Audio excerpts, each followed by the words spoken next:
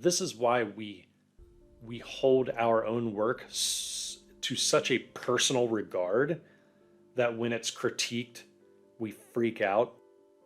Hi everyone, welcome to Draw Sessions. Today's session is something that I felt compelled to make simply because we're all in this together. Whether or not you're a fine artist, whether or not you're a visual effects artist, 3D, working for games and film. Today we are talking about depression and anxiety, especially among artists. We all know what's going on right now with the massive amounts of layoffs and uncertainty in our field.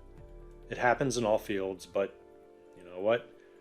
The tech industry as a whole is just getting absolutely hammered this time this year. So as an artist, we often face unique challenges like this, and it can contribute to these battles. But fear not, there are ways to overcome them and still thrive in your creative journey. So first and foremost, self-care is essential. And this is something that I'm probably going to stress more than anything else. Take time for yourself. You have to nourish your mind, nourish your body. And then make sure that you engage in activities you actually enjoy, whether it's going for a walk in nature, reading a book, or simply listening to music. And I know it's cliche stuff that you could read in a magazine or wherever you're Googling ideas on how to feel better. Self-care definitely rejuvenates your spirit as a whole. And we've all been knocked down before, especially financially, when you're independent and you're an artist. And self-care also helps provide the strength to face all of these battles head on, because if you don't feel good about yourself, then it's really hard to find things out there in the world to help you feel better. You have to take the initiative to go after what you want, especially in a time of uncertainty. There are answers to all of your problems. There are. Please don't seek out a permanent solution for a temporary problem. I think you know what that means. I don't need to go into details about it, but anxiety and depression, it can really affect us for weeks, months, even years. The second thing that I want to talk about is connecting with like-minded individuals. This can be incredibly powerful. Seek out a supportive community of fellow artists who understand the challenges you're facing. This could be something as simple as joining a forum, get to know a certain YouTube channel and interact with people on that channel. There are a lot of different ways. And if you're an introvert, like most of us are as an artist, go out to a social setting. One of the things that I have loved doing for years is just grabbing my sketchbook, getting my pencils ready, and I have found that I'm more productive in the evening. So I'll just grab that stuff and I'll just go to a coffee shop and I'll just sketch. And it's really nice. It's a different kind of ambiance versus going to someplace like Starbucks where it's a little more crowded. I mean, Starbucks can also be good. It just depends on the time of day that you're going. But heck, even a library, a park, weather permitting, some place where you can relax and just kind of doodle and sketch and write down your notes and your goals and just to be excited about something. You know, you can share your experiences, exchange tips, encourage each other. That's great. You know, the bottom line is by fostering a supportive network, it'll help you feel understood and less alone in your struggles. Because there are times when we're an artist and we feel like we're not progressing. We don't know what to do. We've spent money on so many tutorials. We've asked questions. We've tried to cold message art directors to help them give us advice about stuff, and it just seems like it's not working. Just to give some tough love here, most of the time it's you. And I know that's hard to hear, but it's you. It's your attitude, it's your mind shift that you have to give in order to really change your outlook on this. The second thing, or the third thing I should say, and I'll get into that a little bit more later, because all these things that I'm talking about to help with depression, anxiety among artists, I've also experienced. Okay, I've hit the high highs, I've hit the low lows. Uncertainty really sucks. It really aids the anxiety. But the third thing I want to talk about is developing a routine and just setting attainable goals that can help combat these feelings of overwhelming anxiety.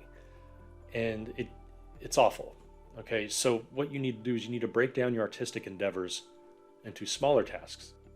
So to get into the whole goals thing and rewarding yourself, it could be something as simple as going out to the movies. If you did a good job, treat yourself to the movies at the end of the week. Every Friday there's usually a new release. Now that the pandemic is not over, but we're seeing the tail end of it, where we can actually go out in public and shake somebody's hand and not feel weird about it. That whole social interaction is really changing everything, I think, for the better. Treat yourself to the movies, treat yourself to video games. Give yourself that reward. Go buy a new shirt, go buy new shoes or something. Help yourself feel better. Don't be afraid to ask for professional help. Okay, it's super important.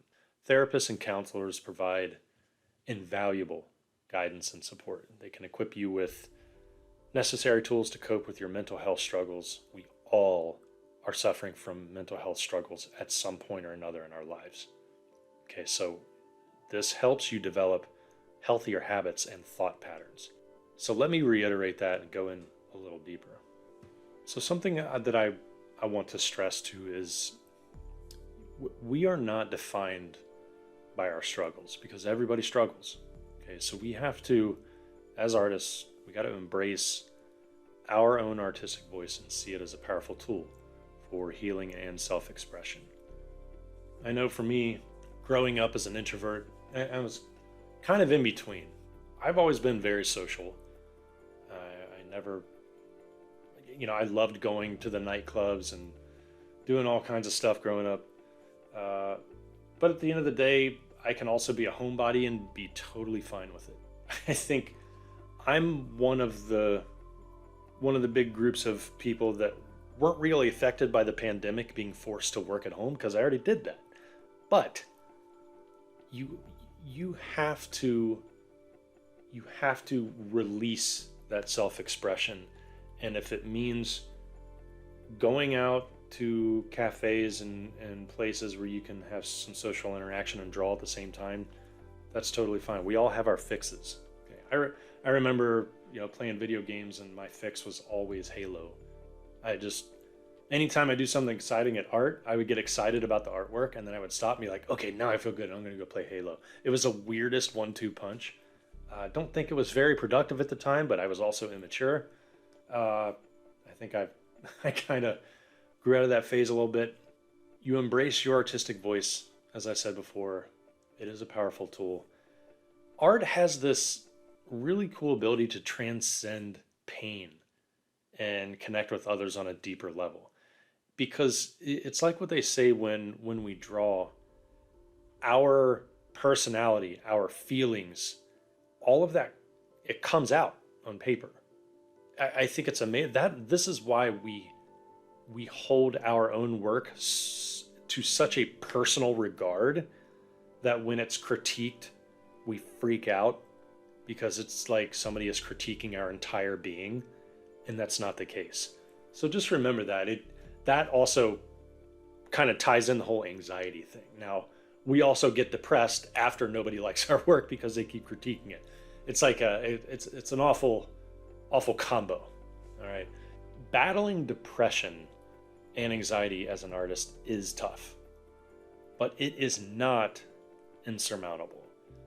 So to kind of reiterate what I've been talking about this whole time is you have to prioritize self-care. You have to seek support, set attainable goals, and do not hesitate to reach out for professional help.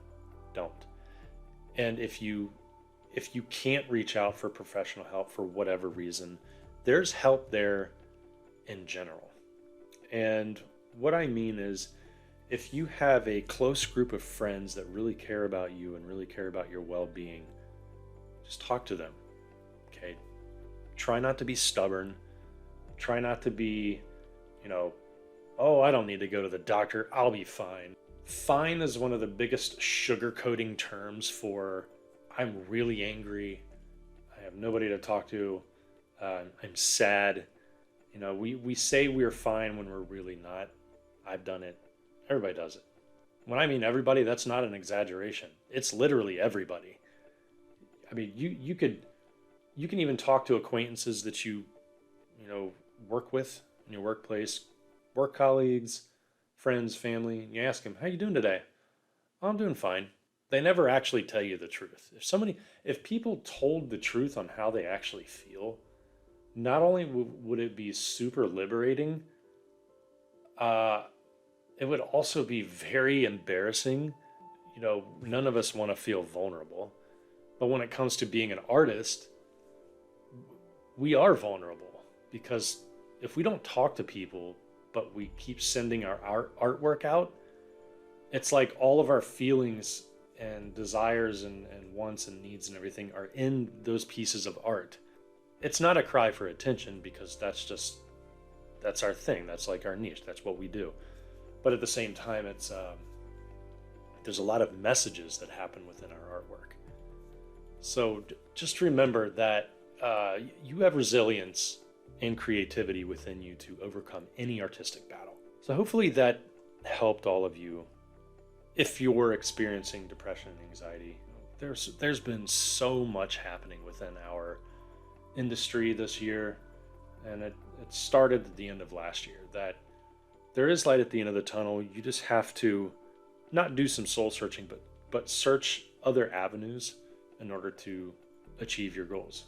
Thank you all for listening, and I'll see you in the next video.